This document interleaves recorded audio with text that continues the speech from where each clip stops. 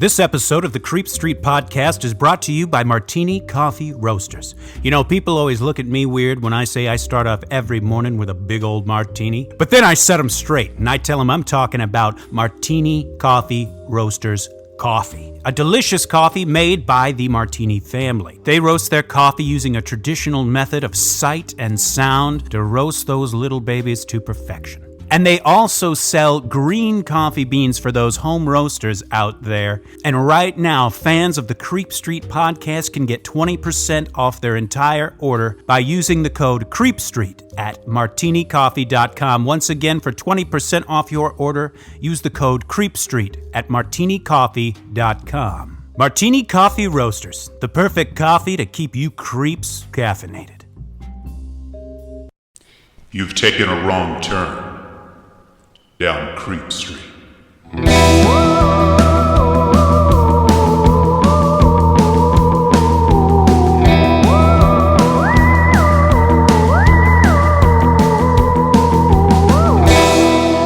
Citizens of the Milky Way, my name is Dylan Hackworth. I'm Maureen Bogey. And this is Creep Street. Real quick up top, of course, follow us on Facebook and Instagram at Creep Street Podcast, Twitter at Creep Street Pod. Also on our Facebook, there's another group called Citizens of the Milky Way. It's a little forum where we like to interact with our listeners, talk about paranormal news, memes, funny stuff. Just go there, click to be entered into that. One of us will let you in. Everyone's welcome. It's called Citizens of the Milky Way, and you can find that on our Facebook page. If once a week is just not enough for you as well. Yes, and we know it's not. Head to patreon.com/Creep Street Podcast, where you can get all sorts of monthly goodies. And of course, let me read to you the names of our top tier Patreon donors. Oof, please do, baby, please do. Of course, the Dream James Watkins, the Finnish Face Via Alungfist, the Madman Marcus Hall, the Vivacious Vicky McHugh, the Tenacious Teresa Hackworth,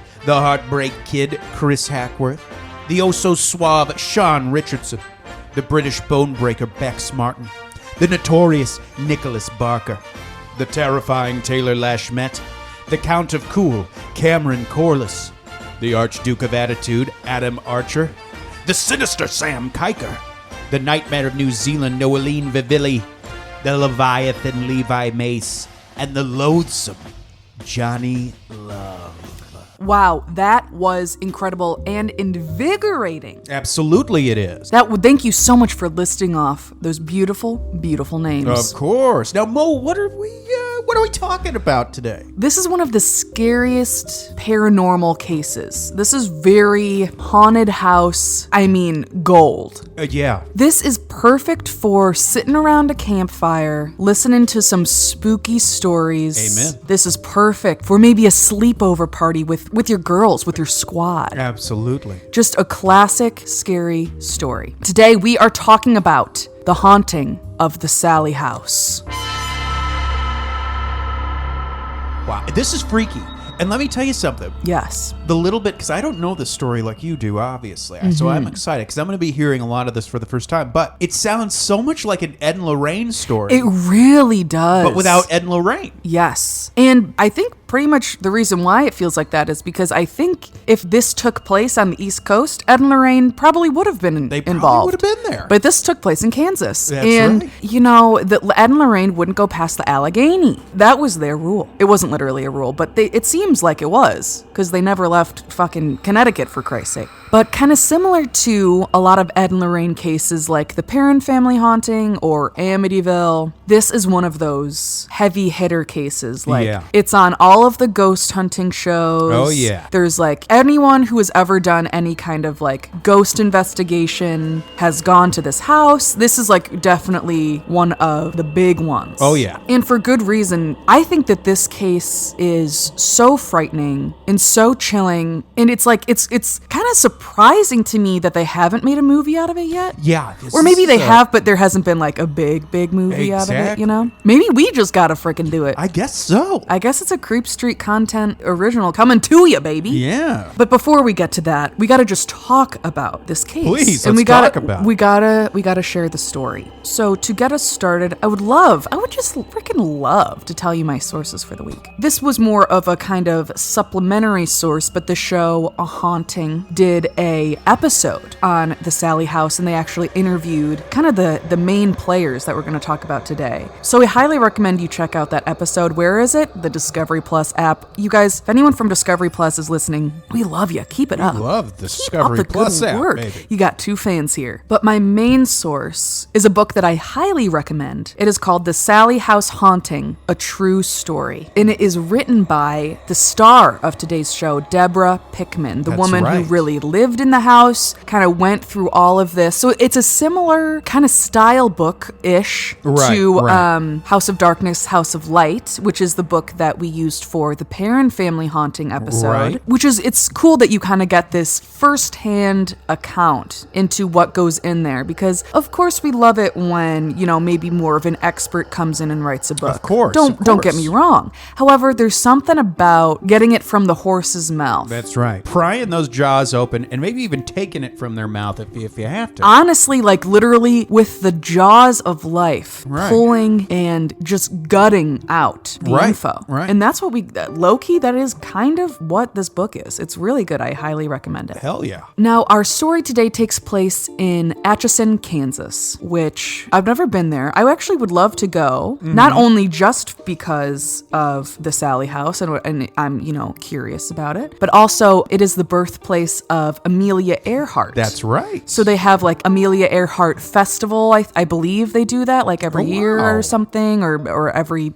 however many years. And it seems like classic, good, small Midwestern town. Hell yeah. Where, you know, people know each other, you know, and it was one of those towns too that especially kind of in the early 1900s was very bustling because of train travel and all that stuff. So it's got a rich history to the town. Right. Now we're going to fast forward onto a time that I think we all love, the early 90s. Hell yeah. I mean, a great time. Hell yeah. So, I mean, I was fresh for it, you know, literally fresh to the earth, but I think I liked it though. But in the early 1990s, there was a lovely newlywed couple named Debra and Tony Pickman. Okay. Our heroes for today's story. So before Debra and Tony moved into the house, they had very different kind of ideas or mindsets about the paranormal and about ghosts and things like that. Debra had never ever seen anything paranormal. However, she was very into it. Okay. Like she wanted to see, when I say she was very into it, I mean she wanted to see a ghost. Like she was very open to the idea of seeing a ghost herself, and she actually wanted it to happen. But she wasn't like, you know, reading books about the paranormal and all the time and stuff. So it's not like she was an expert in it or anything, but she was open to it, and she actually was welcoming the idea of seeing a ghost. Interesting. Where Tony had a very different kind of approach to the matter. When Tony was a boy, he actually saw a ghost, and it scared the hell out of him. Okay. One time as a child, Tony saw a ghost peering at him from his closet. Oh, God. And it really rattled him. For the rest of his childhood and even into adulthood, he completely avoided that bedroom and that closet at all costs. So he had an experience with ghosts or with the paranormal. It scared the fuck out of him. And so he was like, I don't want it. I don't want anything to do with it. So they both believed in ghosts. Tony was not for it. She was for it. However, I just want to also reiterate that even though they had these opinions, that they did believe in ghosts, they weren't like into the paranormal as a hobby. And also, even though they both did believe that this, you know, could exist, they were also very much like need to see it to believe it kind of people. Like they were still very skeptical of it. Right. Okay. So, I mean, I think they probably had a healthy acceptance of this. I think that's kind of how... We're digging around for it, but, you know, we're open to it, believed in it. Right. So I think it makes sense. So once again, I just want to set the stage. It's not like this couple was like all about freaking ghosts their whole lives or anything like that. In 1992, the couple was newly married. Debra was 3 months pregnant, and they needed to find a place for their new growing family. They were looking for a rental home in Atchison. So obviously, already that's going to kind of cut your options down. It's already a small town. Right. And then you're looking for something that's a rental property. So already there's not a lot of options there. And they were looking all around. They didn't really find anything. But then eventually, the perfect house in the perfect location in, they found out was vacant and needed a renter. Whoa, my God. Almost sounds too good to be true, doesn't it? It was so perfect, it was actually even next door to Tony's brother. It was like kismet almost. Oh my gosh. They went to go see it. The outside needed a little bit of work, but the inside was perfect. It was like updated very well. You know, it was an old house, but it was built in the 1800s. So it's a cool house, you know, old, but the landlord had updated it. So it seemed like it was going to be a great option for them. Exactly. So on New Year's Eve, 1992, they move in to the dang house. Okay. New Year's Eve. New Year's Eve. Well, that's a busy... Talk about having New Year's Eve plans. You're fucking moving? I know. It's kind of sucks. But I guess it's the end of the month, you know? I guess so. So this is already kind of giving me a little bit of the Amityville kind of very much vibe. You know, moving into a new house right around Christmas time. Exactly. And even the Perrin family, I think they moved into their house, I think in like February, but kind of the same time of year where it's like, I don't know, it's just interesting that it's all kind of happening in this like cold, dark time is when they begin this journey. I don't know. So here's the thing.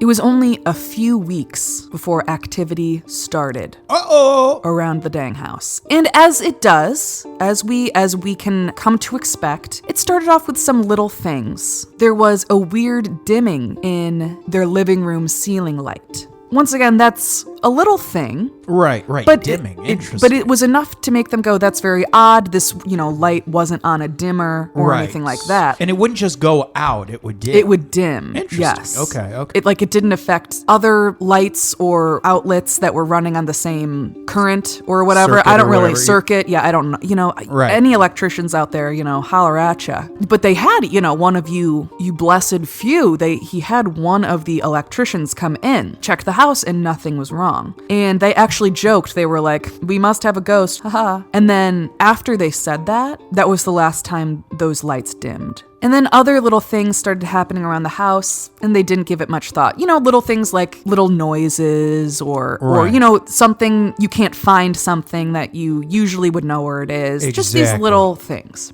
Now, they had a Samoyed dog named Sasha. Let me tell you, we love this breed. Yes, we do. Oh my gosh, there's a few of them in our neighborhood. They're so cute, and they're made to be named Ghost, in my opinion. But this one's name was Sasha. Apparently, she was very, very sweet, very mild-tempered. And right when they moved into the house, Sasha was found barking while staring into the room that would be their new baby's nursery. And of course, this comes up a lot in many cases, but I'm just kind of like a big believer in the animal or a child or a baby, but especially the animal kind of like giving a heads up about what is going on. Absolutely. I know it's kind of cliche, but I think it's a cliche for a reason. Absolutely. I think it makes sense. And I'm also obsessed with that just in how animals react to not just things like that, but like pregnancy. You know, I have some friends that are pregnant right now, and they say that their dogs, you know, act different around them. And like, I just think that's so fascinating. So, you know, I think there is credence to what Sasha is saying here. Absolutely. Here is a direct quote from our source this week, which talks about how Tony saw what Sasha was doing. He found Sasha standing outside the nursery, still growling and baring her teeth as if she were being threatened.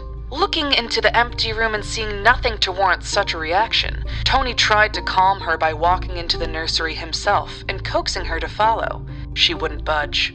For a few minutes longer, she continued to show distinct signs of aggressive and defensive behavior. This strange behavior took place several more times and in the same place. After about a week, however, the threat she sensed was no longer a concern, and she had no problem going into or near the room. Tony thought that Sasha might have sensed an unfamiliar animal outside. A dog will generally consider a stranger a threat until they have become more familiar with the person or until their humans show acceptance of the visitor. After observing no negative reaction from us when the ghost was present, we didn't realize it was a ghost then, Sasha must have concluded it was a friend and stopped being aggressive. That's clever. That's something I never would have thought of. Yes. Because you would think, hey, if it's a ghost, they would always freak out. But it's like, I didn't think about that. It like, makes it, yes. If they see their human people being cool with whatever, like if, you know, say we didn't notice it, and so therefore we were cool, like they might stop. Yeah, because they're like, they feed off of our energy bougie, and they see how that we think that this is okay.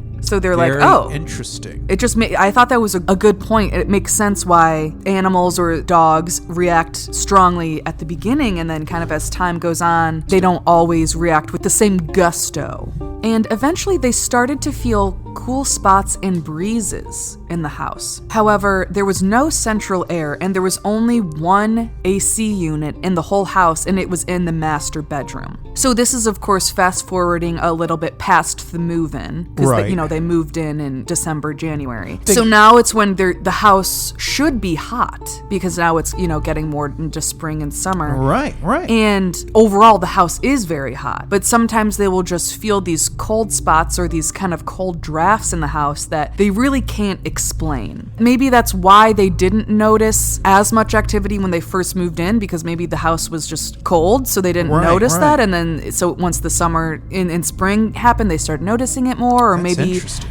I don't know, but you're totally right. It is this is usually like a first sign. Exactly. This and also kind of like some weird smells. Right. Usually kind of are a good indicator that something's cooking. Exactly. Something's cooking. So one hot night, Debra and Tony were both sleeping downstairs in the living room on the couch because it was hot.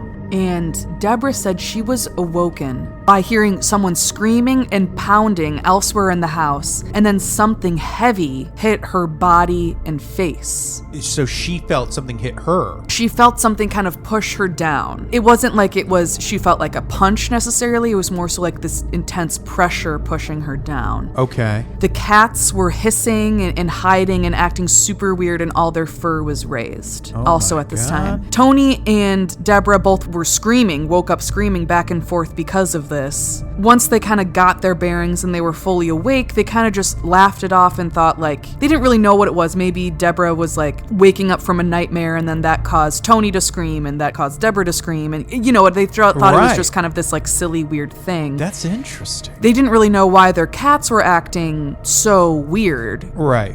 I understand the cats would be freaked out just if their people are screaming, but their fur was raised, they were just acting strange. But they didn't think too much of that encounter. That's wild. I know, and there's kind of a lot in here where they're and they didn't think too much of that. And you're why? It's a lot to think about, friends. I know, it's maybe think about it. Yeah. It doesn't, just think about it. And then on June 26, 1993, their son, Taylor Jacob, was born. Okay. So congrats to the Pickmans. So she was pregnant during... Yes, that was the other thing when it's so something pushed you down with a force whilst very pregnant. Right. Okay, interesting. So I'm can you give it a little thought? And they're I don't want to. And we're okay. But it worked out. Taylor was born on June 26th. Now, they noticed that their telephone didn't work in Taylor's nursery and often wouldn't work in random spots around the house, but definitely not in the nursery. And this is just like a cordless, like a cordless landline. So they thought this was weird, but there's nothing they could really explain it. They couldn't figure out why it wouldn't work in the nursery and kind of sporadically elsewhere. But then, similarly to other things, one day it just stopped, and they never had a problem with it again. Interesting. That is weird because it's so weird. Yeah. It's not it continues to happen. It's almost after they acknowledge it, it stops. Which usually they say when you acknowledge it, it gets worse or whatever. Right, exactly. A lot of time, yes, I didn't even think about that. Also, toys started turning on by themselves. Okay. Kids' toys, you understand. All right. And this would all be battery toys, and then also it would be mobiles, things toys that need to be wound up. Oh, I see. That they would be moving or working or whatever without being wound up. Interesting. And that's when I'm that should be concerning to Absolutely. you. The battery-powered ones, that is scary, but you can, write it off as, the battery, I don't know.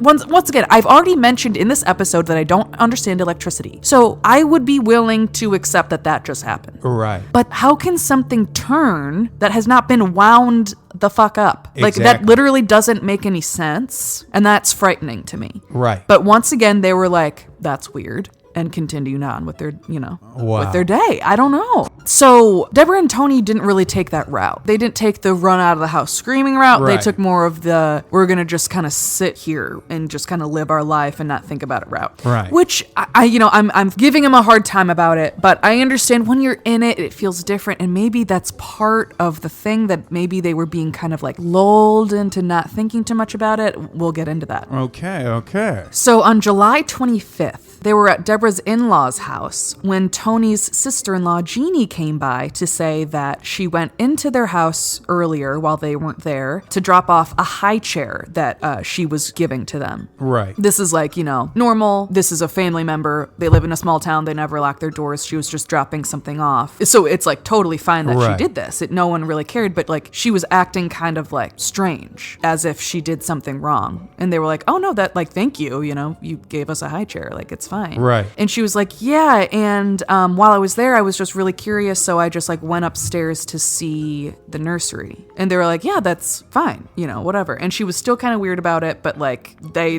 once again were like, that was strange, but whatever. That's fine. She did that. Then they get home. I also forgot to mention before that at this point, Debra's sister Karen was there visiting. She was there for like about a week. Extra body in the house. Okay. So yes, Karen was there for about a week to help take care of Taylor because he was a newborn, so she just wanted to help. But also because Taylor was really having trouble sleeping through the night. So Debra and Tony were both incredibly sleep deprived. So she wanted to come out, help out so that not just for Taylor's sake, but also for the parents' sake, so they could, get some dang sleep. So anyway, they return back to the house after being at Tony's parents' house. Tony goes upstairs and he sees that a bunch of the stuffed animals are on the floor in the nursery. Oh boy, here we go. Yeah.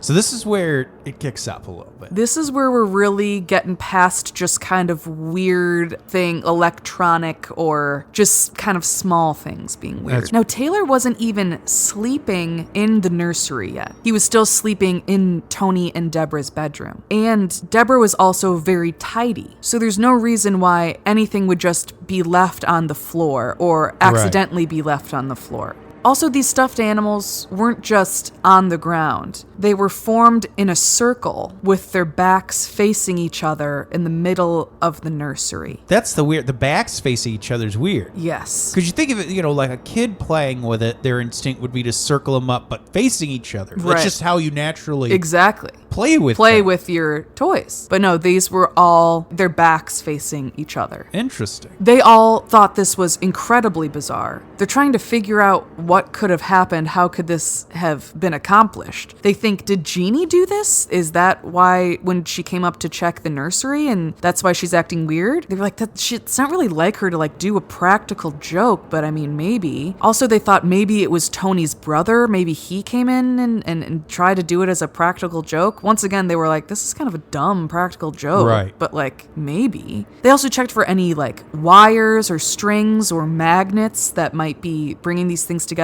either on purpose or just by coincidence. Exactly. They couldn't find any of that. Wow, okay. So even though they're pretty sure Jeannie didn't do this, they called Jeannie and told her about the stuffed animals in the bedroom. And the following is a quote from the book. I wasn't going to say anything, she started, calling urgently again to her husband.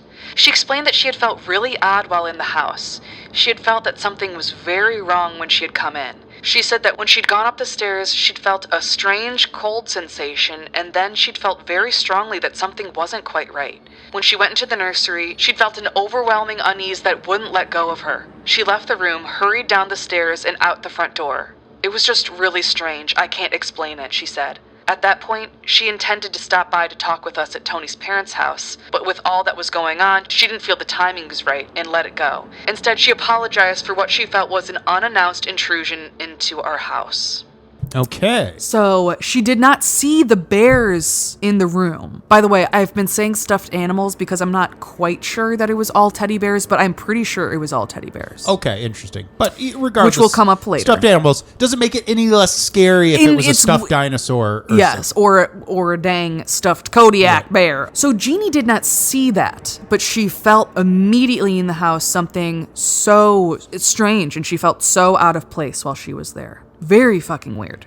Jeannie actually said to Deb, she was like, hey, maybe you have a ghost. Okay. And that was really the first time that Deb, Tony, and Karen really took it seriously and thought, wow, okay, this could be a ghost. So Debra, Tony, and Karen, all a little spooked, they walk downstairs.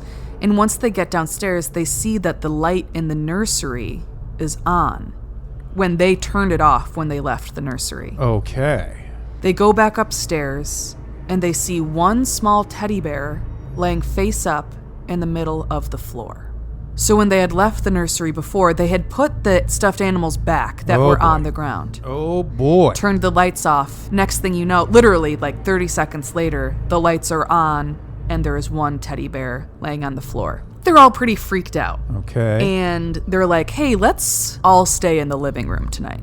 But at some point, Deb has to go to the bathroom, and the bathroom is on the second floor. Oh, boy. So she goes upstairs, and the same bear is on the floor again. Oh, crap. So they all are so unsure. They don't know what to think. They're like, are we going crazy? Is this real? Is someone playing a prank on us? Like, what is going on? So they call one of Tony's brothers, Larry, and Larry comes over. He's like, it's late at night. It's like 11 p.m. Right. He has like kids and a wife and a job. He's like, I'm not coming over right now. Right. And they're like, no, we actually really need you to come over. We promise this is not a prank. So finally, Larry agrees to come over. He gets there a little before 11:30 p.m. They try to get the bears to move again for Larry, but nothing happens. You know, like they leave the nursery for a while, they come back, and now, of course, that Larry is there, nothing is happening. But when they return back down to the living room, they see that another teddy bear that they had that was originally facing the TV was now facing the wall. Oh boy. Quick side note, I think nothing but the world of Debra and Tony Pickman. However, the amount of teddy bears it seems that they have in their house is bizarre. I guess they did just have a kid. No, I know, but everyone probably gets him a fucking teddy bear just as a obligatory. Yes. It seems like Deb had a teddy bear collection before. Oh, okay. Which, don't get me wrong, I love teddy bears, genuinely. Right. I love a good stuffed animal in general, but especially a teddy bear. I'm not against it. It just seems like it's a lot throughout the whole house. And it's just a little strange. Like this teddy bear that they're talking about that moved, that was facing the TV and is now facing the wall. They refer to it as this like beanbag teddy bear. I don't really know what that means, but they say that it weighed like at least 1 pound. So it's like it's a substantial teddy. Right. So the fact that this teddy bear moved like that was very weird. Very interesting. So Larry is like, wow, that teddy bear, he can't really remember which way the teddy bear was facing, but he does think it is weird. And he had a camera with him, and he, was kind of joking around, being like, oh, okay, if you're here, like, smile, or whatever. Right. And he takes a picture of this beanbag teddy bear thing, and apparently as he's taking the picture, it spins around and, like, immediately does a 180 and is facing the other way. So it turned as he's taking the photo, and in the photo, like, it's just blurry. Interesting. And so it caught it mid-move, probably, and so it looks like blurred. Mm-hmm. And so he like saw that happen, and so that really kind of was a kind of eye-opener for everyone. Exactly. That they actually all saw that happen. So they start talking about what this is, and Larry offered to talk to his boss's sister, who was a well-known psychic. Her name was Barbara, and they were like, okay, yeah, I guess I don't really know what else to do. So they call in Babs. They call in Babs. We're not Streisand, but probably an equally powerful Babs. I would imagine. So it's about 1:30 a.m. and they all go upstairs to sleep. They're all going to sleep in the master bedroom together. Okay. With Taylor in there with them as well. Because how old's Taylor at this time? He's like a month old. Oh, so he was probably going to sleep in there anyway. Yeah, yes. He was kind of staying in there. But their friend is staying with him or whomever? Yes, Deb's sister. So, and she's going to sleep in the bedroom too. Right. They're like, we're not sleeping separately tonight. When they go upstairs, they see that there was this like heart thing that was hanging on the doorknob of Taylor's nursery. It's, you know, one of those like knit things that you just put over the doorknob. Oh, yeah, yeah. You know, one of those just like cute little things. And apparently it was turned around. Just another one of those little things that they noticed they thought was very, very strange. Exactly. Karen and Tony, they decided to go back downstairs to get some movies in their VCR because they were like, we need that up in the bedroom while we're sleeping tonight. It's too scary. And as they were down there, they saw the bear move again. Good God. So soon thereafter, Karen goes back to New York. They talk to Tony's family about what is going on. Tony's mom talked to an old acquaintance of hers who is actually the mother of a previous tenant of this house. Okay. This is just the mom network doing its thing, yeah. what it was designed to do. Woo! All moms know all moms. I think they do. That's just science. So she's talking to this other fellow mom, and she puts her in touch with her own daughter, who was this previous tenant. So Tony's mom talks to the previous tenant, and she said that she smelled lots of odd and foul smells around the house. Toys were always on the ground in what is now Taylor's nursery, and that her daughter had an imaginary friend in the house named Sallie, and that her daughter never mentioned her again after they moved out of the house. Sallie. So this is where the name Sallie comes in. This is the first time they have heard Sallie. So they thought this was all very interesting. Shortly thereafter, Larry heard from Barbara, who was this psychic. Larry, who was Tony's brother, got in touch with Barbara. And Barbara said that she already was getting some information, just already without having been to the house. She said that she got the feeling that it was a spirit of a young girl between 5 and 13, that the spirit in the house was protecting a baby, and the movement of the toys was just the spirit playing with toys, and that she kept getting a name for this girl. The name she kept getting was Sallie. Wow. That's right. And she did not know previously about this. She did not know anything. It's very possible that she was given some information like about that they had a new baby in the house and that the toys were moving. That's totally possible, but there was no way that she could have known about the previous tenant having a imaginary friend named Sallie. Right. Okay. Wow. So when Deb hears this kind of eased her feelings a little bit. Right. It kind of made her think, okay, this is just the spirit of a little girl. Right. It's nothing really I need to be afraid of. So she even said out loud, it's okay, you can play in the nursery. Which is apparently something you don't want to fucking do. It's not what you do. And this is one of the first times I get fussy because it's hard because I don't want to give her too hard of a time because, like I mentioned before, even though she was open to the paranormal, she didn't really know much about it at all at the time. I can understand why, especially if they're convinced it's the spirit of like a little girl, why they would be like, it's okay, you can stay. You could see why it's almost like the same way living people manipulate. Yes, totally. In a weird way. Right. And especially Deborah, she is a new mom. Exactly. You know, she is really feeling very maternal. And it's just become more real to her now that she is a mom and she has her own child. Like, oh, this is just a little girl. I want to help her. Exactly. You know, you might think, oh, maybe she's lonely. She isn't able to, you know, you don't know what existence is like for her. And so I do get where she's coming from. Right. However, this is kind of a no-no. And this is when this story starts really reminding me of Annabelle a little bit. Okay. Where kind of just taking things at its word, what this being is communicating. Right. And also inviting it to interact and be a part of the family and things like that. It's just unwise. Yes, unwise, and really reminds me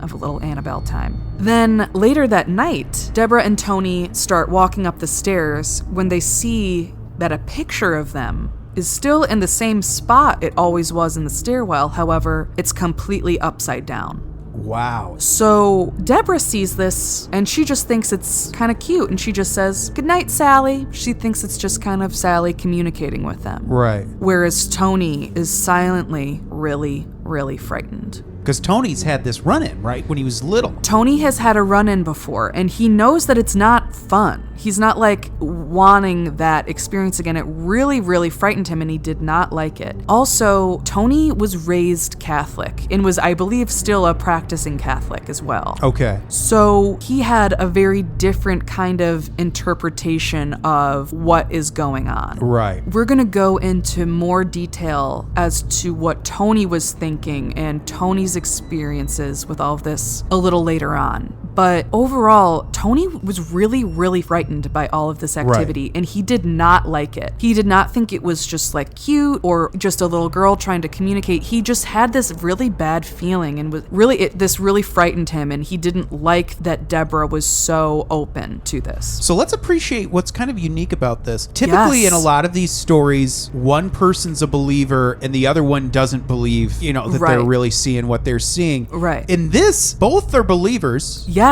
But there's still a disconnect in how they feel about it. And what's kind of funny, and this isn't always the case, but it's kind of funny how typically I feel like it's the wife saying... Oh, almost always. Saying, oh, this isn't right. We shouldn't... Like the wife and the kid that are at first more... This is... on alert. Something's happening. Right. And it's the husband that needs to be convinced. Whereas here it's kind of the opposite. Yeah. Even though they both believe, the husband's the one kind of going, honey, I'm not so sure about this. Yes. And that's what I like about this story. It's like, it kind of like almost plays on that trope organically. It kind of shakes it up a little bit. All right. And it turns out that Tony was right to kind of feel weird about that upside down picture of them. Because not too long after that, Tony feels a weird, cold energy kind of course through him, and at the same time feels like he's bitten by something, like a bug or something like that. Then they look at Tony's lower back, and there are 3 scratches on his lower back, about 5 inches long. 3 scratches. Hence 3. That's a number we see a lot in these stories. Now, we on Creep Street know that 3 scratches is often the sign of a demon mocking the Holy Trinity. Right. The Father, the Son, the Holy Spirit. Now, Tony and Debra didn't really know that, but they knew that this sucked. So Debra did call Barbara because they were upset and also curious and worried. They were like, this is weird, the scratches on Tony, this can't be right. But Barbara said it's fine, that Sallie is just a little angel protecting the baby, and that Debra and Tony just need to be firm with her and tell her to follow the rules, that she needs to put toys away and that she'll be punished if she misbehaves. She says Sallie would never hurt either of them. And then Debra's like, well, it just happened, actually. It just did. It literally... They're told to give the little girl orders on how to... Yeah, like chores, basically. Or just like how to be like, just like rules for the house. But so they were like, no, Tony just got scratched. And Barbara's like, most living kids aren't going to fucking do what you tell them to do. I know. Yeah, that is something they mention in the book. They're like, we understand that, we know all kids like don't listen. Right. So it's like especially like humiliating to just say out loud, like reprimanding a child that you can't see, and also knowing like they're not going to listen to you anyway. Right. So when they tell Barbara it already happened, Tony already got scratched, Barbara says, oh, that Sallie just misinterpreted Tony's intense emotion. Because I think right before this happened, Taylor was crying or something like that, or maybe there might have been some other minor paranormal moment that happened, or I don't remember exactly what it was, but Barbara was saying that it was Sallie misinterpreted Tony's intense emotions and that thought he was going to hurt the baby or something. Okay. But that still wasn't okay. And the baby is still, Taylor's still an infant, right? Yeah, he's just like a couple months old at this point. So Barbara says that they need to have a serious talk with Sallie and tell her that this kind of behavior will not be tolerated. But she also says that she could have Sallie exorcised from the house if they wanted. And Debra was like, let's wait and see. I feel bad getting rid of this little girl that wants to live in the house. So like, okay, we'll play ball. Like, we'll try to give her rules and stuff like that. Which I get in, some ways, like she feels like she wants to be maternal to this girl, but at the same time, it's like, I think what's on the other side is going to be better than her just being like stuck here. Exactly. It's like, why wouldn't you want to help her like move on? Exactly. But this is kind of something that comes up again and again. And I think it is, like we said, partially it is her maternal instincts coming in and also just being a kind person and wanting the best for another being. Right. But I also think that maybe whatever is whatever's going on in this house is kind of warping her mind a little bit and her like decision making, because the way she behaves sometimes is very weird. And I think that must have something to do with it, because she's like so oblivious to certain things that just doesn't really make any sense. Well, and you were telling me too, part of what's so weird about it is, like we said, they both believe. Right. But then when Tony would say he saw something, right, she would be like, no, you were just seeing things. Or yes. It's like, what the fuck are you talking about? Like, we both have acknowledged we believe that this thing, like, what do you mean like, why is it real when you see it, and when I see it, it's not the same thing? Like, it's weird, and that'll come up more later, but what Dylan's saying is totally true. There's a lot of times when Tony would say that he saw something weird happen, or had a weird encounter, or was scared, or whatever, and Debra would write it off as him being sleep deprived, because he worked a graveyard shift, so he, was working all night long, and he never really could get, like, in the swing of sleeping during the day. Right. So he always was not getting a lot of sleep, so they were like, she's like, I think you're hallucinating, or, this and that, or you're delusional because you're not getting enough sleep, and it's like, that could be true sometimes, I guess, but also it's like, it really seems like she would say that kind of thing more so when he was, like, really concerned, like, he was frightened or scared, or, like, genuinely was upset by what was going on, and it seems like when he would say those things, she would be more like, no, that's not real. Right, that didn't happen. Like, she wasn't willing to hear anything negative about Sallie. Like, she couldn't accept that Sallie would ever actually be negative or actually be harmful. Right. She just, like, couldn't accept that for some reason. Okay. So they do start having these talks with Sallie, trying to tell her what the rules are, that she needs to put toys away if she plays with them. She can't wake up Taylor, because they think that Sallie has been waking up Taylor frequently in the night. And that you can't scratch people, things like that. And shortly thereafter, Barbara calls and says that she's coming into town the next day to do a radio interview and would like to come to the house. Oh, radio interview. She must have been like a known psychic. Yeah, she was something? She wasn't just like some person. Oh, okay. So she had some notoriety. Yes.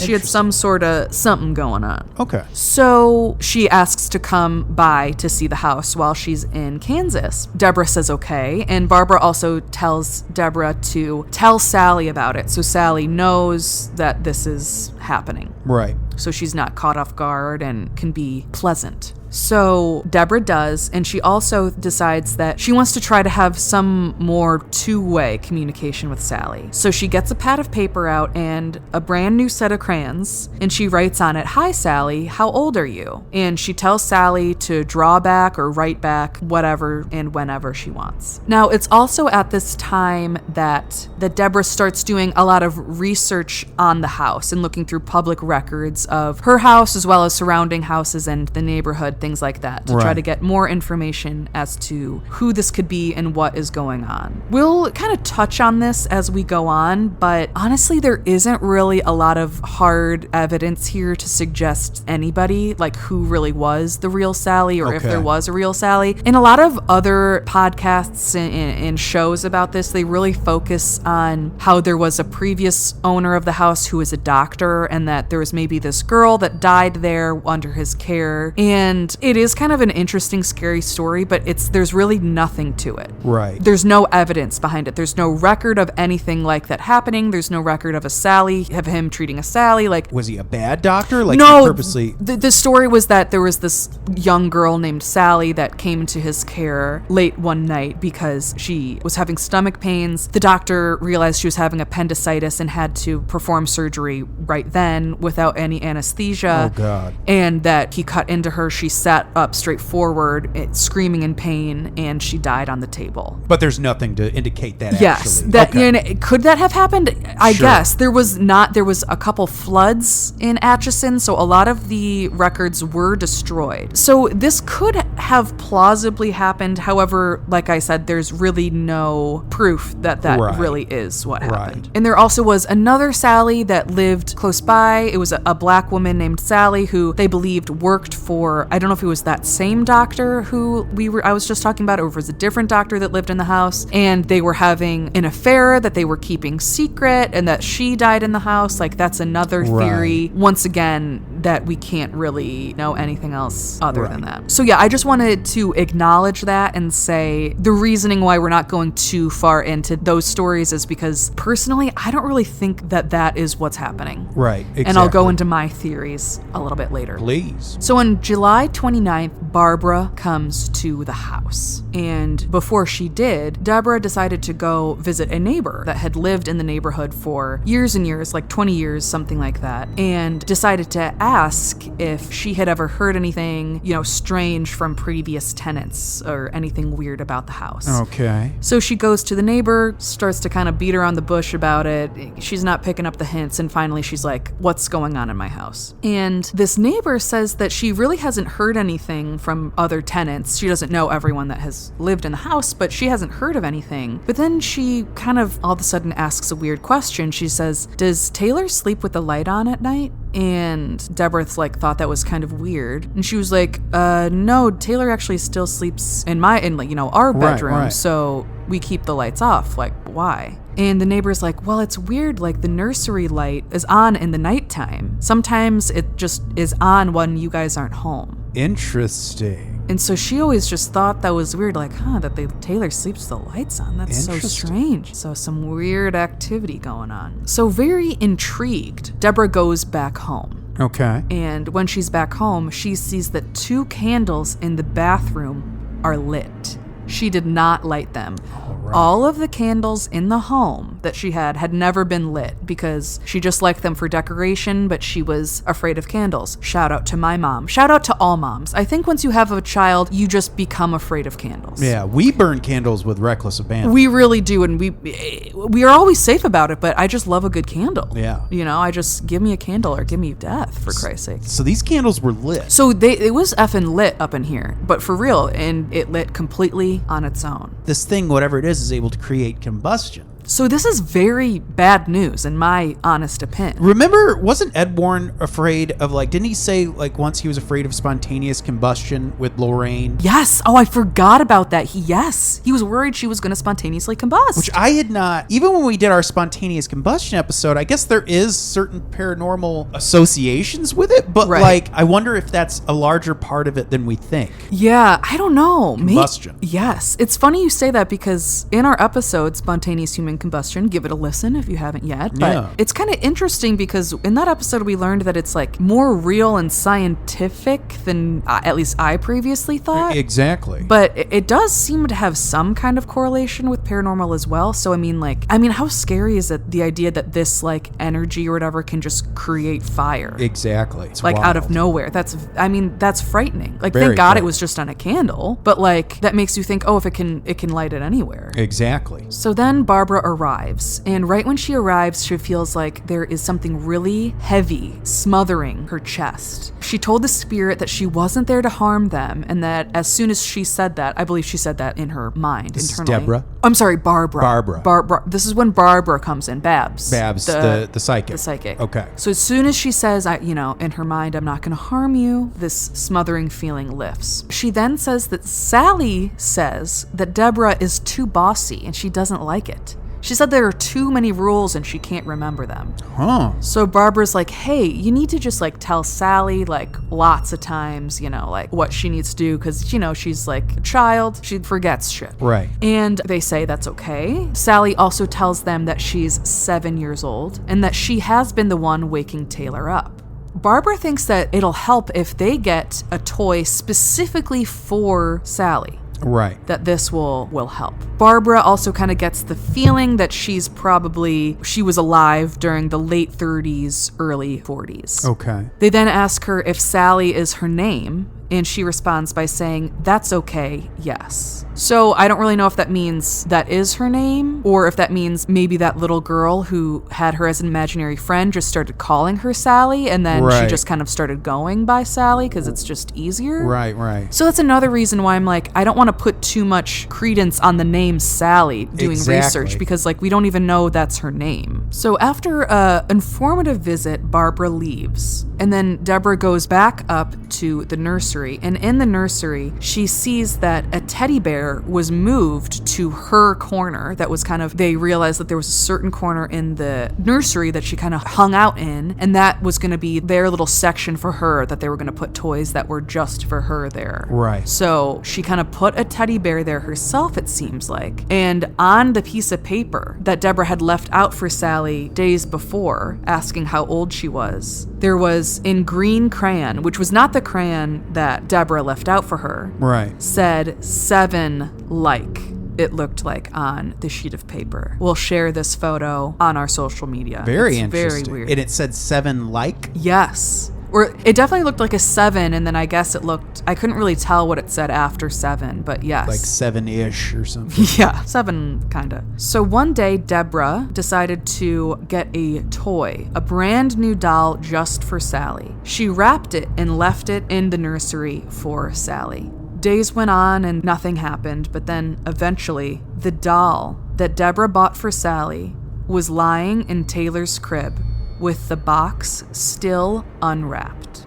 Wait, so the doll was out? The doll was out of the box. And yet the package was still wrapped. That's insanity. Yep. And then they opened the box and the doll wasn't in there. It was the same doll. But yet the packaging wasn't open. No, the packaging was not open. So this is kind of like with the eggs. Yes. The Black Monk. Was it Black Monk when the eggs came through? Right? Wasn't it Black Monk? No, it was Black Monk. Oh, it was okay. Black Monk. Yeah, where the eggs, they would come out of that. But oh, yes. Yeah. So it's weird. You're like, does it dematerialize and rematerialize? Like, Exactly. how is this happening? So they're very fascinated by this. Debra is like so excited that this is happening. Right. And then shortly thereafter, Tony reveals that he often feels the sensation of someone gently biting his toes. Gently biting his toes. Yes. That's interesting. Okay. That is the most vile. That is so fucking scary to me. It just, someone is gently biting his toes. He says he feels it when he's in bed, when he's sitting at the table. Just like, it doesn't matter what he's doing. Sometimes he just feels this weird sensation. That's weird. Gently biting his toes. Yes. And of course, Debra just thinks that's like so cute that that's like kind of a funny way that Sallie is showing affection. That's, yeah. Which it's like, no, it's not. It's not That's fucking so weird. It's not Why cute, is that Debbie. happening? What child, like even a 7, like what's going on? That's so bizarre. Yeah. Then Tony gets really bitten hard sometimes, and he starts to see shadows and shadow figures throughout the house. God. Bad news, bad news. And then on Halloween, 1993, their first Halloween in the house, Okay. Tony saw Sallie. Standing in the middle of the room, just past the butcher block table, was a little girl with a surprised look in her big blue eyes. He judged her to be about 3.5 feet tall. Instantly, his heart plummeted to his feet, and every muscle froze. In that instant, several things went through his mind. Who are you? Where did you come from? What do you want? And how did you get into my kitchen? Then he realized he had not heard either of the doors and that she had not walked in with him. Realization had begun to creep in as he noticed something odd about the way she was dressed. Her hair was fastened on top of her curly brown hair with a ribbon and a large, fancy bow. She looked to be in her Sunday best, but the style was old-fashioned. White eyelet lace and puffy sleeves. She had sweetly round, cherubic cheeks. She stood there, shocked, curious, and motionless, staring at him wide-eyed. For that instant, Tony seemed to lose control over his thoughts, muscles, and emotions. The glass slipped from his hand to the floor. The sound broke the trance he was in, and he instinctively looked at the floor in front of him. Juice and broken glass lay all over the floor. When he looked back up, the little girl was gone. She had not made a sound as she left the room. It happened in the blink of an eye. Still unable to move, Tony's fear squeezed him more as he began to realize what he had just witnessed. He'd just seen Sallie. So that's Sallie. Wow. Yes, and Tony said that she looked younger than 7. She thought that she was tops 5 years old. Okay. And that she looked very cute. She looked like a sweet, cute little girl, but he was very frightened at the same time. Interesting. All right. So he immediately ran upstairs to tell Deb about it. Right. And yes, I think she was very, very excited and even jealous about this, that she wasn't able to see her. So she believed him this. Oh, she did believe him, yes. However, it was interesting that even though she didn't look scary at all and that she didn't look mischievous or terrifying, and they both didn't feel like she was the one necessarily responsible for the pain and the bad things that were going on, but he still was very scared, which is, I don't know, there's something to that kind of hints that something's not quite right. Okay. Not long after this, Deb's family was in town and they were all over at the house having a Thanksgiving celebration. And while they were there, that big 1-pound bear, that beanbag bear that spun itself multiple times, spontaneously caught on fire. Holy shit. With huge flames, like high flames that people all saw. This, of course, was very, very frightening and should have been a wake-up call. However, Deb still was not ready to send her on or to move her on to the other side and wanted to give it a little bit more of a shot. Right. Even though this is clearly so dangerous. Absolutely. So insane. But all during this time, and really since activity started, really, they'd been taking lots of photos and Polaroids. Right. And they were able to kind of deduce that there were two separate entities in the house. It wasn't just Sallie. They would see sometimes two kind of shadowy spots on photographs. So they felt like it wasn't just Sallie doing all of this behavior. Okay, so it felt like there was someone else there. So now they're starting to think, okay, there's probably two things going on here. One day in the night, Tony woke up / dreamt that someone was pulling him out of bed by his wrists. Oh boy. He either woke up or dreamt that he woke up while, his front half was hanging off of the bed as if he was being pulled. And when he woke up, there were red, blistered welts on his wrists. Yikes. Another night, Tony was laying on the couch and they couldn't find the remote anywhere. This wasn't really a big deal because Tony fell asleep and Debra went upstairs with Taylor. While he was laying there, someone touched his shoulder and said, "Tony, here's your remote." And the remote was laying on his lap when he woke up. He assumed that it was Deb, but Deb later came downstairs and she said she didn't do that. She had no idea where the remote was, and that wasn't her. Wow, okay. A few days after that, Tony saw a woman walking along the second floor hallway. This woman actually looked a lot like Deb, but he soon realized it wasn't Deb. And of course, Debra she was interested in that he said he saw another apparition, but she wasn't totally sold, it's like, I don't understand. It's just so funny. Tony then started getting scratched on his face. Jesus. And getting scratched enough to draw blood. Oh my God, okay. One day, Debra was in the house. She was in the nursery with Taylor. And Tony was in the bedroom. She thought he was asleep.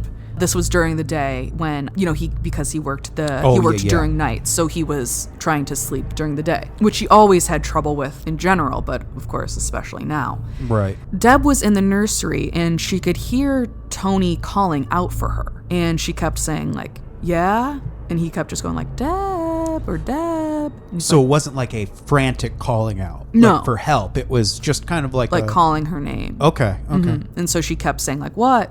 Eventually she's like, "What?" And she just like goes into the room. And what she saw was horrifying. When the door opened enough that I could see him, I found him on the far side of the bed with his arms stretched out from his sides, palms and body laid flat on the bed. His head was lifted and a look of terror was apparent in every line of his face. I looked at him quizzically, trying to understand why he looked the way he did. The fear did not leave his face and my annoyance quickly switched to concern and compassion. I asked him what was wrong. Instead of speaking, he gasped deeply for air as if he hadn't taken a breath for several minutes. What he described next was baffling. It started out as specks of dust against the light from the window, and I thought it was dust from the vent in the wall near the end of the bed. That is, until I realized it had not been cool enough in the room for the heater to come on. I felt the waterbed mattress start to gently roll and wave. Within a few seconds, it became violent, as if someone was standing on the bed and jumping up and down. Soon the motion was causing the pillows near my head to bounce several inches into the air. My body began to flop uncontrollably. The formation of dust particles near the foot of the bed began to get darker and denser. I think I was mesmerized by this formation, and before I realized it, it had taken the shape of a woman's upper torso. Her arms folded up in front of her and across her abdomen. This thing started to move closer to me, and as it did, I could make out more details, like dark hair, like the store owner's wife on Little House on the Prairie. I was getting pretty scared, and I didn't know why I didn't try and get up and leave. As she got closer, I could see she was dressed all in black with a high collar adorned with a brooch. At that point, the water in the baffle of the mattress was frantically sloshing, and it got so violent that I was barely able to move away and towards the other side of the bed. My heart pounded like crazy, and I thought it would burst out of my chest any minute. I tried to call for you, but nothing came out. And then, in an instant, she was in front of me. The bedroom door slammed shut. The drawer from the nightstand flung itself open and closed repeatedly, and the top of the highboy spun around. It was like being in a sci-fi movie, and I could not scream. The woman's hand suddenly lunged for my face, and I heard a voice say, "I'm gonna..." There was more that she said, but I couldn't make it out. I remember her hand was covered in a long, black lace glove, and it was just inches from my face. I saw a black bird on her finger. I struggled to crawl out of bed and over to the door, and I don't know if I was just too scared to work the doorknob properly or what, but I couldn't get the door open. Then suddenly, everything that was moving stopped, and she was gone. And yet this whole time, Deb was hearing someone just casually calling her. Yep. And it sounded like Tony just casually saying, Just like, Deb. "Hey, Deb." Yeah. And yet he couldn't make any sound. He couldn't call out for her. And if he could, it wouldn't sound like, "Hey, Deb." Yeah, it would be like... Right, it would be screaming. So that's interesting. So it was like it was working on both of them at the same time. Yes. This really reminds me of some of the Bathsheba encounters in Absolutely. The Perron Family Haunting. Absolutely. I mean, this scares the shit out of me. Oh, yeah, the for idea, sure. like, of the particles coming together to form, like, a visage or an apparition. Oh, Right. my gosh. Wow. Horrifying. Oh my God. So Barbara, their psychic, similar to Ed and Lorraine Warren, would do tours and talks at different towns all over the country, as well as colleges and universities and things like that. Oh, wow. So she was of notoriety. Yes, she was. Which is, like, interesting. It sometimes makes me think, like, oh, maybe she did know more about what was going on, or maybe, but I'm more so, I'm kind of like, I think she got played by whatever is in this house. I don't know. Okay, interesting. But we'll see. While Barbara was doing these tours and these Q&As, she asked if she could use the Pickman story, and they said that was okay. She, used a different name and all that stuff, so they said it was fine. It wasn't long until both Unsolved Mysteries and Sightings contact Babs, our girl Barbara. For those of you who don't know, Sightings and Unsolved Mysteries were two kind of, Unsolved Mysteries, they rebooted it. It's out now. It's out again. Yeah. Great. But the original Unsolved Mysteries, also a great show. Right. So, right. Kind of a documentary series about exactly what it sounds like, Unsolved Mysteries. Usually it's kind of more along the, well, not necessarily. I was going to say usually kind of more along the, true crime route, but they do some paranormal stuff. But they dabble too. in UFO stuff, haunting stuff. It's actually more eclectic than I remembered it being when I was little. And then also a show called Sightings, kind of a similar show. I'm not really super familiar with this show, but it was really big. I mean, it was big at the time, and it was kind of the same idea, investigation type show. Right. So Barbara reaches out to Debra and Tony, and she asks, hey, how do you feel about being on an episode of either Unsolved Mysteries or Sightings? Not shockingly, Debra was into it and Tony was not. Okay. They eventually decided to go for it. They went with Sightings because they actually wanted the less popular show, because they didn't want, no hate over the Sightings, nothing but love to you guys, but they wanted the less popular show because they were kind of nervous about going public with all of this stuff. It's interesting that they would do it at all if they were nervous about things going public. Right. It's like, do Unsolved Mysteries or just don't do it. Don't do it. I know, that's how I feel about it, but they did do like on sightings, they tried to conceal Tony's identity. Unfortunately, well, as we'll see later, it didn't really work. Everyone that knew Tony could recognize him and knew it was him. Right. But anyway, they agreed to let sightings come to do a show on their house. And they were also, it was promising for them because a lot of their photos that they had taken in the past had been authenticated by the show's visual effects specialist, Atchison Williams. Okay. So, that was exciting. They were like, this isn't going to be like a gotcha situation. A little stamp of approval. Yes. From old Eddie Williams. So, Sightings' visit was very eventful. The Sightings crew, they came over to do a 2-day shoot/investigation. And right away, when Debra was having her initial interview, Tony gets 3 bloody scratches on his arm, 4 to 5 inches long. Good guy. Later, he felt a cold sensation in his abdomen, and then scratches showed up there as well. The next day, they continued the investigation, and as they are looking at Tony's midsection to look at the scratches from the day before, another welt appears as they are watching it and begins to bleed. Oh my God. This is still known as like a very influential and very important piece of evidence for paranormal activity. Right. Because the camera doesn't pull away at all during this time. So, and especially during the early 90s, it's hard to fake something like that. Yeah, right. So that was a big shot for the paranormal world. I don't know if I remember. I'm sure if I saw like a trailer I would remember it from when I was little. Yeah. We'll have to look that up. Yeah, definitely. We'll definitely will. We'll put the link to the episode in maybe on our Facebook or something like that. Yeah. Barbara was actually there for this sightings episode as well. She was kind of doing a walkthrough and helping out with everything. When the cameras were gone, Tony and Debra talked to Barbara and asked about the scratches. And Barbara says that those scratches were not from Sallie, and Sallie says that she didn't do it either. Sallie was saying that a woman she didn't know was scratching Tony, and that Barbara wasn't able to communicate with this other entity. Like this entity refused to communicate with Barbara. And Sallie said it was another woman? Yeah, so Sallie was kind of saying that this other woman, this other entity in the house is the one that's scratching Tony. Okay. Maybe that's who Tony would have seen at the foot of his bed. Yes, maybe that was her. Or maybe Right. that the other person that we saw that was just walking along the hallway, that blonde woman that looked like his wife. Because this woman that he saw in the bed with the scary encounter had dark hair. Oh, that's right. But the woman that he had seen just kind of walking in the hallway that one day had blonde hair. I see. So That's maybe right. it could have That's been right. either one of them. We don't really know. Okay. Because also it seems like there might have also been some maybe residual energy in the house as well. So maybe that could explain for something. I don't know. But so there was 2 main entities they were really noticing. Sallie said that this other entity, this woman that wouldn't speak with Barbara, was not there when Tony and Debra moved into the house. That this woman was attached to a physical person that had come over to the house, and that the spirit just liked the house and stayed.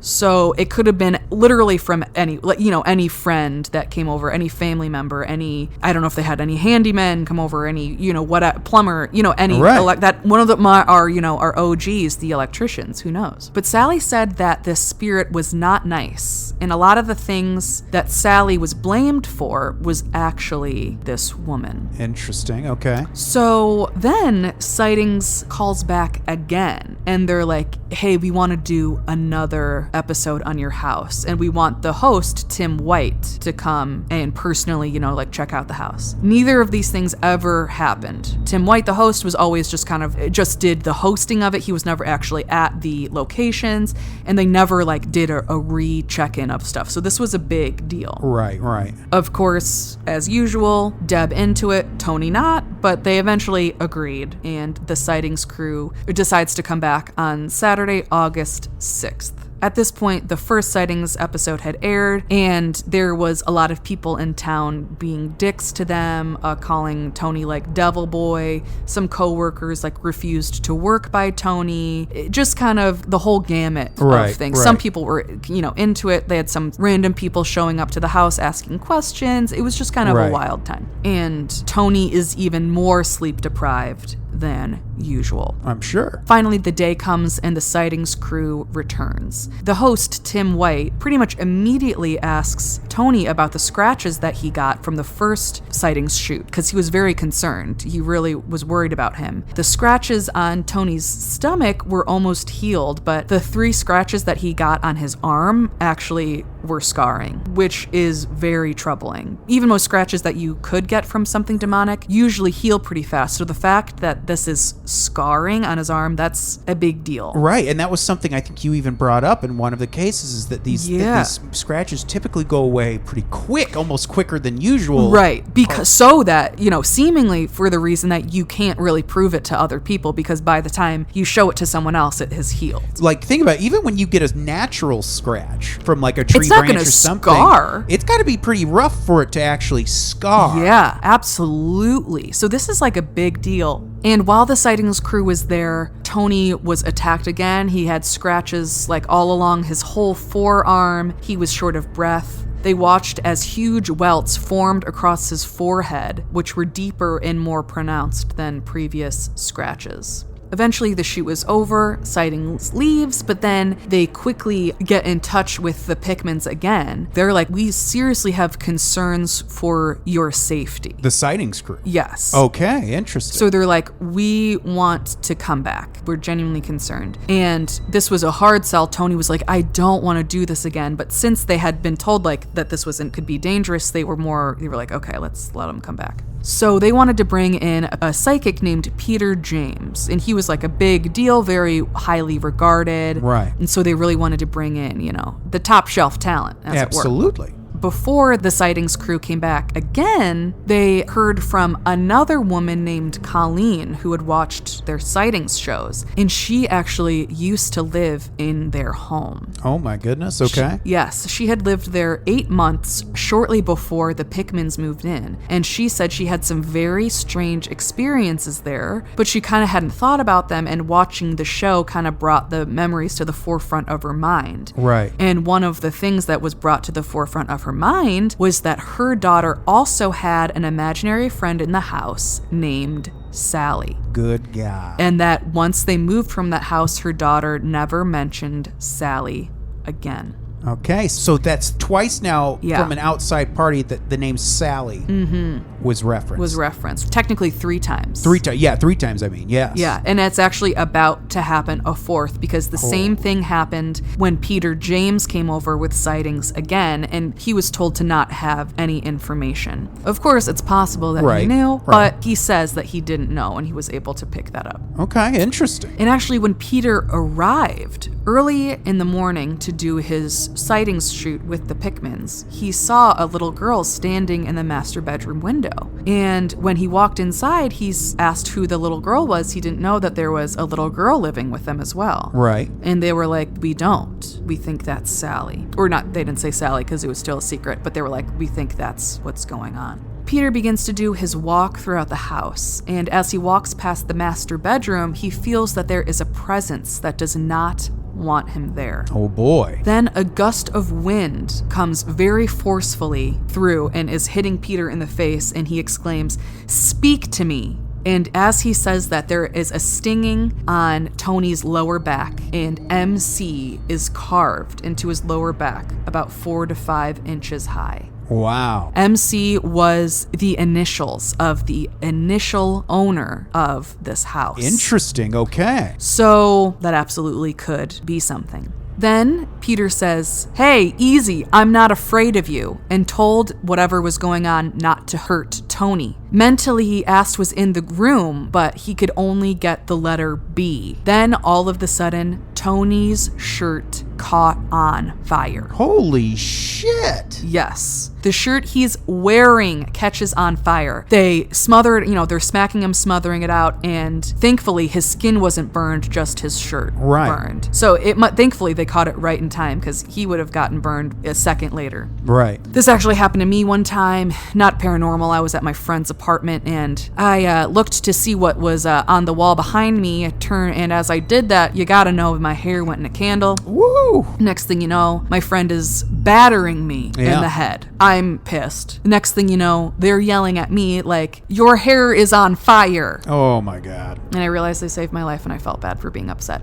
but the room smelled terrible, so that was cool. Peter said that he got the feeling that 3 people died in the house and that he got a medical feeling attached to each death. Okay. And this goes along with the doctor and the doctor's practice being in this house, which we do know did happen. There was a doctor and he did practice in this house. Now, through research, we could see that Charles C. Finney died there in 1871. He was the son of Michael C. Finney. That's the MC that we're assuming we saw in the back. Also, James Finney died in the house in 1900, and Kate Finney died in the house in 1918. And Albert Finney is sadly not involved with this story. Yeah. But maybe we'll get him in. So that's the end of Sightings' 3rd visit. What do you know? Sightings is like, we gotta come back for a 4th time. Damn. Once again, God bless Tony. What a man. Just going for it for his wife, doing what his wife wants, because I don't know how he was coerced into this, because I know he did not want any of this to happen, but it happened. Now, the 4th visit, there was, more scratches, of course, on Tony, and they were very scrutinized to make sure they were real. Like, every time Tony went to the bathroom, before he went in, he took off his shirt. They did a full, body check of him. He would go to the bathroom, he'd come back out, take his shirt off again, and they would do a full body check of him again to make sure he wasn't giving himself any scratches in the bathroom. Right, exactly. Like, they were being very, very thorough. During that day, they saw at least 11 attacks on Tony. Now, the day after the crew left from the 4th visit, a woman showed up to the house and said that she had a shaman guide on the other side and could help do a cleansing. She came back to do the cleansing in a full Native American dress. It's not really clear if she was Native American or if she was white or not, or just not Native American and had a Native American shaman on the other side. I don't know. Right. But they did some kind of cleansing ritual. Once again, they asked not to move on Sallie, but they tried to move on this other woman, as well as a male spirit that was in the house. Okay. Oh, a male spirit? Yeah, so it turns out she found 3 spirits in the house, and so she moved on 2 of them and left Sallie. Okay. They seemed to think that this worked, however, it did not. Oh, boy. So at this point, I would like to talk a little bit more about Tony's perspective. Because so far, it's kind of been more about Deb. And we're dabbling in Tony, but we're not getting the full Tony story. So let's hear a little bit of Tony's perspective. Honestly, that house scared the hell out of me. At one point, I truly thought I was going to need an exorcist. I constantly feared for myself and my family's safety. I was worried that if the spirit got tired of messing with me, it would go after someone else, perhaps even Taylor. After all, he would not be able to tell us if something was wrong or harming him. I worried every moment of the day for his safety. After several months of activity, my mother and I tried to tell Debra about our concerns, but she had such a different view on it and a strong desire to experience it that she never really listened. Every time I brought it up to her, we argued about the difference between her perspective on the situation and mine. She would say things like, "How could we just leave this little girl without helping her?" I was also very insecure at that point in my life, and although it seemed silly for me to admit it, I allowed myself to be led by Debra's choices. She's a headstrong woman who focused on logical arguments, and if she did not want to leave the house, nothing I could say would change her mind. Each time I voiced my concerns, her reasons for staying would override my pleas to leave. She simply did not take me seriously. Finally, I just gave up trying to get through to her and decided to live with the experiences, quickly realizing that my days in that house were going to be long and lonely. We really did not have the money to move. We had incurred expenses when we moved into that house, and soon there were more expenses to make it our home. Curtains, blinds, wallpaper, and a washer, dryer, among other things. The daily expenses of living in such an old, poorly insulated house added to the difficulties. My experiences continued to get worse and became more threatening. I remembered thinking of cases such as the one that had occurred in Amityville, where the situation and claims were similar to what I was going through. It scared me that so many of these situations ended in the killing of innocent family members. In the years prior to living in that house, I wondered how anything like that could happen, how no one could notice there was a problem before it escalated to such a devastating level. As the weeks and months passed, however, I felt the evil wrap around my every thought and emotion. I began to understand how someone could be driven to unwanted actions. I prayed to God every day not to let that happen to me. While living in that house, I struggled terribly with many emotions and insecurities. Realizing that Debra didn't have any fear of the paranormal activity around us, I felt less like a man for being so fearful. Certainly I was the man of the house, the strength of the family who shouldn't show fear when others did not. With this in mind, I put up a strong front and hid my emotions from everyone. There were a lot of internal conflicts and discussions with myself that made me wonder what was wrong with me. Although these conflicts pushed me toward just leaving my family and walking away from them, something kept me focused on their safety and my responsibilities. Keeping it together was not easy since I questioned my own sanity and state of mind nearly every day. It was very difficult to understand what was happening to me and around me. It wasn't something I could casually talk about with a coworker or sit down with a family member and ask their opinion. The mere mention of the word paranormal was taboo in this part of the country. If people were interested in the topic, they hid it. I knew my experiences weren't run-of-the-mill, and I shuddered to think what people would think of me if I shared them. The only person I could talk to was Deb. Debra was very aware of the paranormal activity and had experienced it herself. I just couldn't understand how and why our experiences could be so different.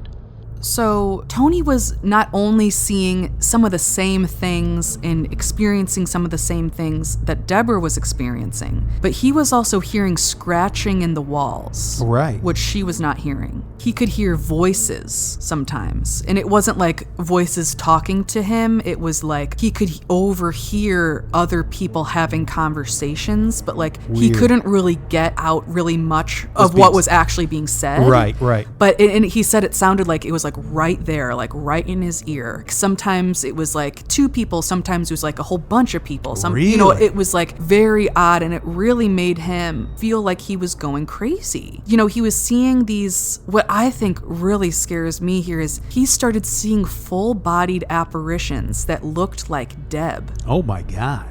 I don't know if it was just that same woman that we were saying before that kind of looked like her. Right. Or if he was seeing like a mimic of Deb around the house sometimes. That's interesting. That's fascinating. That really creeps me out. The idea of like a ghost or an entity being able to trick you into thinking that is your spouse, or like the fact that it can look exactly like a real person. Exactly. Like a specific person too, that not just like some human being. It's weird. And Tony just had a feeling. He knew that this wasn't just innocent paranormal. He knew that this was demonic deep down. Like, I don't think he wanted to say that out loud even, but he was really afraid of this. And something that I think kind of goes towards that is like demonic activity wants to do this. It wants to kind of break apart relationships and make you kind of feel hatred and feel sorrow and all of these things. So it makes sense that he was experiencing a lot of things without her that she didn't experience. And then because of his like lack of sleep, she was writing that off. And then also I do think that maybe this demonic energy was pushing her to not take him seriously. Like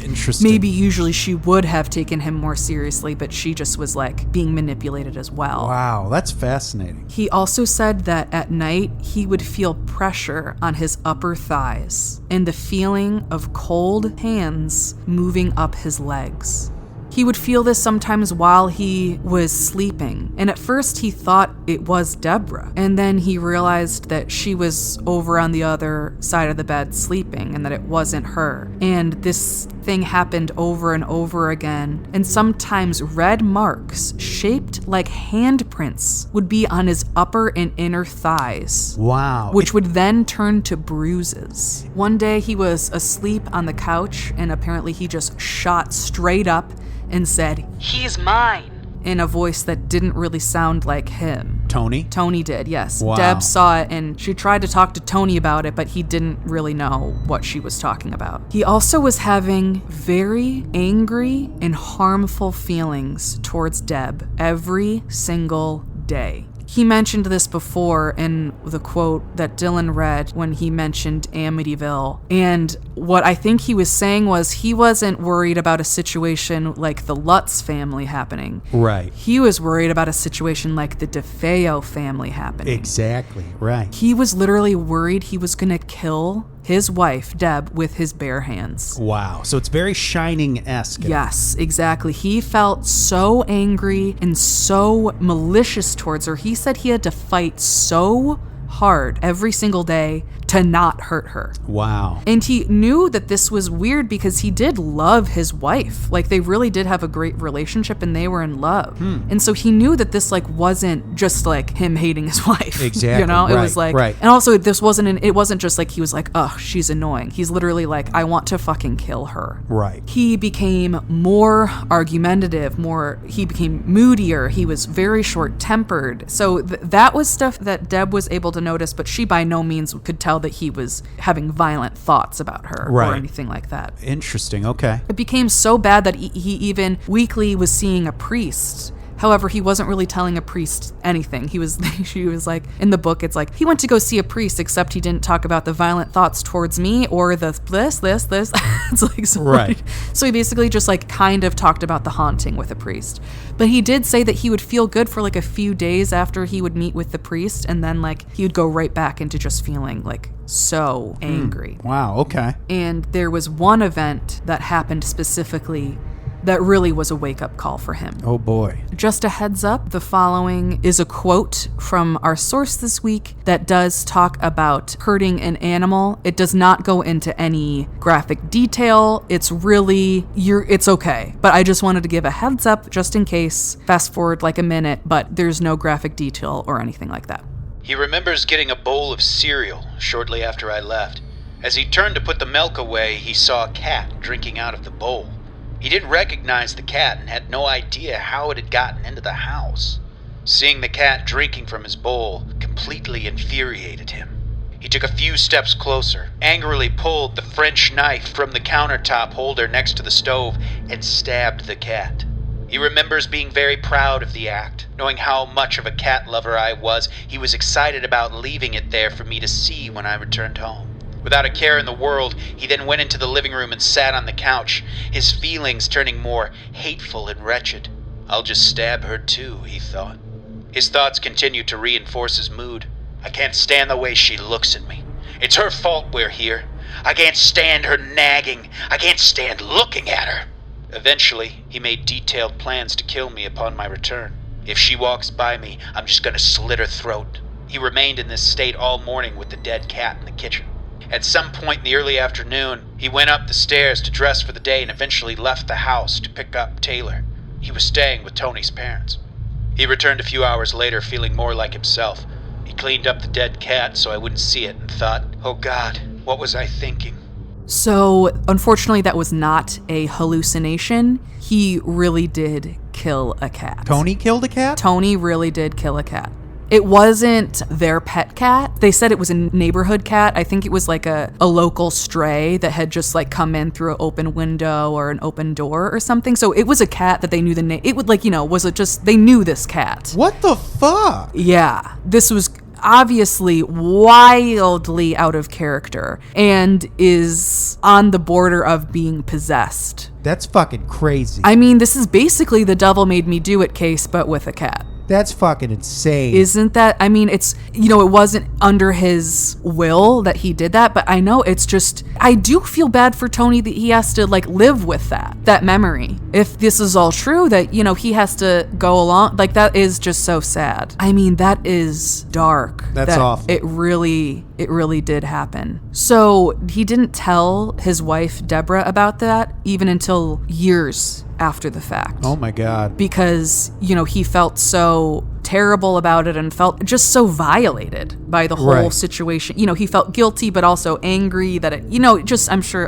a bunch of different emotions. Absolutely. And it wasn't long after that he was actually almost pushed over the second floor balcony. Oh my God. Like this energy was able to push him so hard that his, feet actually were lifted off the ground. Wow. And that was kind of a wake-up call for Deb, kind of realizing that, okay, these things actually are happening to my husband and I need to stop writing them off like I have been for whatever the fuck reason I've been writing it off. But I need to listen to him and listen to his needs and what he is experiencing and, believing him. Right. Right. And I mean, during this time, Tony also was having a lot of medical issues. Like, they had a few ER visits while he was living in this house. And, he would get a bunch of tests done and then everything, quote unquote, was fine. There was nothing wrong. Because of this, he also had to miss work, and so they were especially low on money. It was just a very, very stressful time and with a lot of unanswered questions.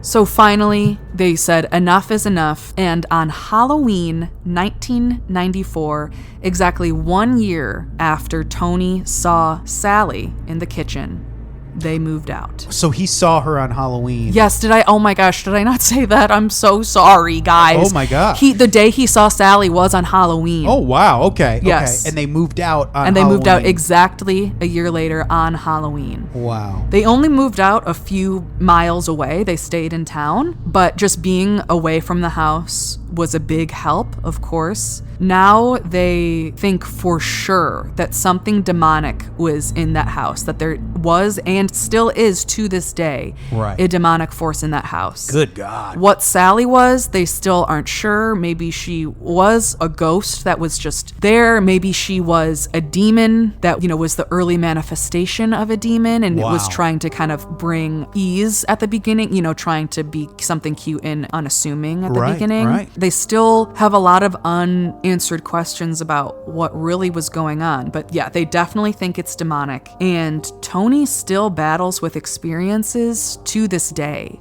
It's much better, of course than it was when they lived there. I don't know if that means like he still has nightmares. Does that mean there's some still weird activity around him? Does that mean he still has like these violent thoughts? Right. I don't really know what that means exactly. We'll have to do some recon and see if we can figure more out about that. But both Tony and Deb have since returned to the house, but they try to be careful about it because now the house is unoccupied, but it is available for ghost tours and investigations and things like that. So lots of people go there all the time and check it out. And even though Debra and Tony have been there again since they moved out, they don't recommend that people go. Right. They think that there is something very real and evil there and that it can follow you. And people said that they have had experiences after they've left the Sallie House, after they've done an investigation for weeks afterwards. Wow. So I don't know. It's hard to know what really is going on in that house and what these entities there are saying is going on.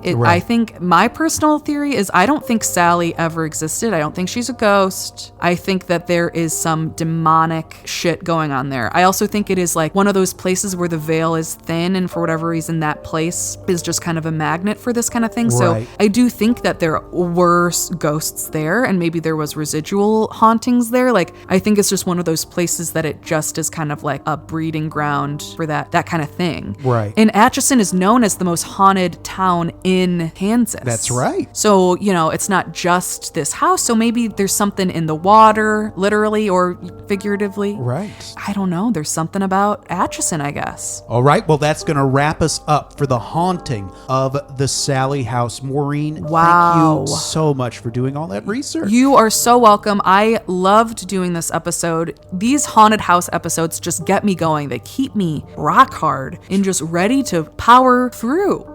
So thank you so much for joining us with that. Another thing that we love, along with just a classic ghost story, is we love a personal experience or a first-hand account or a second-hand account of paranormal activity or ghost activity, and we want to hear yours. We want to do another listener stories episode. So if you have any encounters with ghosts, UFOs, Tokoloshis, anything. Or even it could be a real, like maybe you had a close brush with a cult, something like yes. that. It doesn't have to necessarily be paranormal, Do you have a dance teacher that you think met the Zodiac Killer? That was me. You're right. That happened to me. I'll tell my story when we do our listener go. story. Anything like that, we want to hear it. So please either DM us on any of our social media platforms or email us at creepstreetpodcast@gmail.com. Yes. And of course, please like, rate, subscribe, tell your friends, family. Thank you. We appreciate it big time. And of course, if you want to take that extra step and really help support this show, go to patreon.com/creepstreetpodcast. That's right. We recently just posted our Creep Street official Conjuring Universe ranking. That's right. We sure did. That was a lot of fun. That's just one of the kinds of things you can see on that good old Patreon. Right. Well, citizens of the Milky Way, my name is Dylan Hackworth. I'm Maureen Bogey.